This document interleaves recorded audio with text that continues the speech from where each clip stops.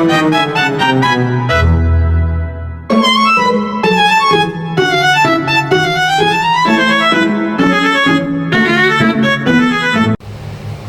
everyone, assalamualaikum warahmatullahi wabarakatuh. Bertemu lagi sama aku Livia Triwijayanti di mata kuliah penulisan berita dan juga artikel. Nah, di minggu kemarin itu kita melakukan perkuliahan itu secara daring ya teman-teman. Nah, di sini aku bakal menyampaikan apa yang teman-teman aku sampaikan di minggu kemarin itu ya di kelompok 4 ya. Nah, di sini kelompok 4 itu membahas tentang mengoptimalkan berita, yaitu seni menata rubrik, judul, lead, dan juga diksinya. Seperti yang kita tahu ya teman-teman, kalau di dunia jurnalistik itu kan ada yang namanya rubrik ya. Nah, rubrik ini dapat diartikan sebagai kategori dalam media massa yang berfungsi untuk mengelompokkan isi berita berdasarkan jenisnya atau tema tertentu seperti politik, ekonomi, budaya, hukum, hiburan, dan lainnya ya. Nah, di sini ada beberapa fungsi rubrik ya, yaitu sebagai pengelompokan isi berita, yang dimana rubrik ini berfungsi mengelompokkan informasi berdasarkan kategorinya atau topik tertentu di dalam berita ya, seperti ekonomi, budaya, lalu hiburan kayak olahraga dan yang lainnya ya. Juga di sini ada sebagai identitas media massa ya. Nah, rubrik tertentu bisa menjadi ciri khas atau branding bagi suatu media massa. Misalnya ya, rubrik ini tentang esai di Kompas atau tajuk rencana yaitu di Republika. Rubrik itu sangat penting ya teman-teman di dalam berita.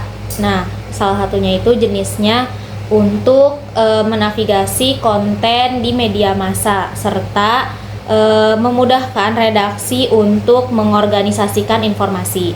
Nah, rubrik berita news adalah bagian inti dari isi media massa, baik cetak maupun digital, yang dimana menyajikan informasi aktual, faktual, dan juga penting bagi halayak luas. Di sini ada juga yaitu tentang analisis contoh judul berita. Nah, judul berita ini merupakan salah satu bagian yang sangat penting dalam sebuah artikel berita. Nah, kehadirannya harus dapat menarik perhatian pembaca dan juga memberikan gambaran tentang isi berita. Nah, kenapa sih harus dari judul itu harus menarik? Karena supaya para pembaca atau halayak luas itu dapat langsung tertarik dengan apa yang kita sampaikan ya di dalam berita tersebut. Misalkan ya dari judulnya aja itu udah menarik atau membuat orang itu penasaran. Oh, dari judul ini udah bagus ya, kira-kira isinya kayaknya lebih menarik gitu untuk dibaca. Jadi begitu, dari judulnya aja bisa menarik daya pembaca dari halayak luas untuk membaca berita kita. Juga ya teman-teman, judul itu gak usah panjang-panjang. Kalau bikin judul nanti orang bakal bosen duluan baca judulnya kalau misalkan dari judulnya itu udah panjang. Jadi singkat aja, untuk judul itu singkat aja, gak usah panjang-panjang. Oke teman-teman, selanjutnya yaitu ada lead berita. Nah, apa sih lead berita itu? Lead berita itu yaitu paragraf pertama dalam teks berita yang posisinya berada di bawah judul berita. Dan selanjutnya yaitu lead berita.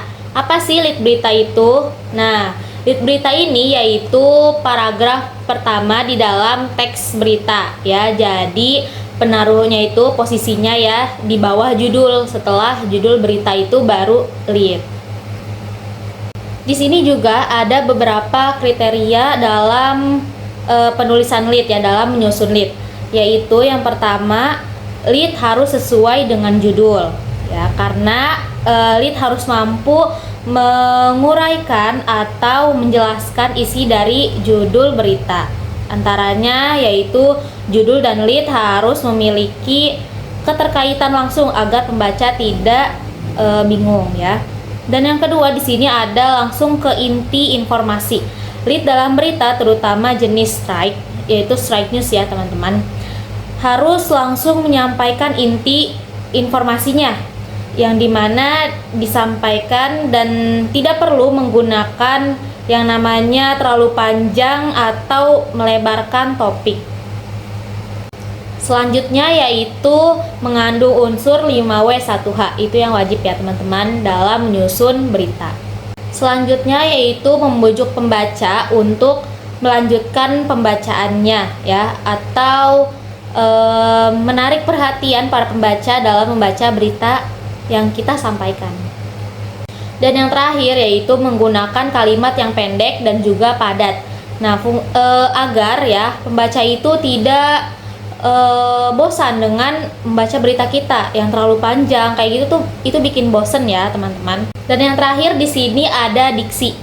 Apa sih yang dimaksud dengan diksi? Di sini dijelaskan bahwa diksi itu adalah salah satu konteks jurnalistik merujuk pada pemilihan kata atau frasa yang dimana digunakan oleh seseorang jurnalis untuk menyampaikan informasinya kepada publik secara jelas, akurat, dan padat, dan juga menarik. Nah, apa sih fungsinya diksi itu di dalam suatu berita? Nah, di sini ada juga penjelasannya ya. Yang pertama itu diksi sebagai penentu kejelasan atau efektivitas informasi. Dan yang kedua yaitu diksi sebagai resiko ambiguitas dalam menyampaikan berita, serta kesadaran akan diksi masih kurang di kalangan penulis umum. Maka dari itu sayangnya jika masih banyak orang-orang yang menganggap bahwa pemilihan kata atau diksi ini hanyalah persoalan kecil. Nah, diksi juga dapat berpengaruh terhadap efektivitas komunikasi, yaitu pemilihan diksi yang tepat akan sangat berpengaruh terhadap efektivitas komunikasi, baik dalam konteks jurnalistik maupun komunikasi pada umumnya. Oke teman-teman, kesimpulan dari makalah kelompok 4 yaitu menjelaskan bahwa di dalam dunia jurnalistik itu tidak hanya menghadirkan sebuah berita yang sifatnya serius, tetapi juga banyak ya menghadirkan berita yang berkategorikan atau bersifat yang termasuk atau sesuai dengan minat para pembaca ya di kalangan khalayak luas. Nah, itu yang disebut dengan rubrik. Oke teman-teman, mungkin cukup segitu aja dari aku. Apa yang aku sampaikan semoga bermanfaat. Terima kasih sudah stand by di YouTube aku. Bye bye.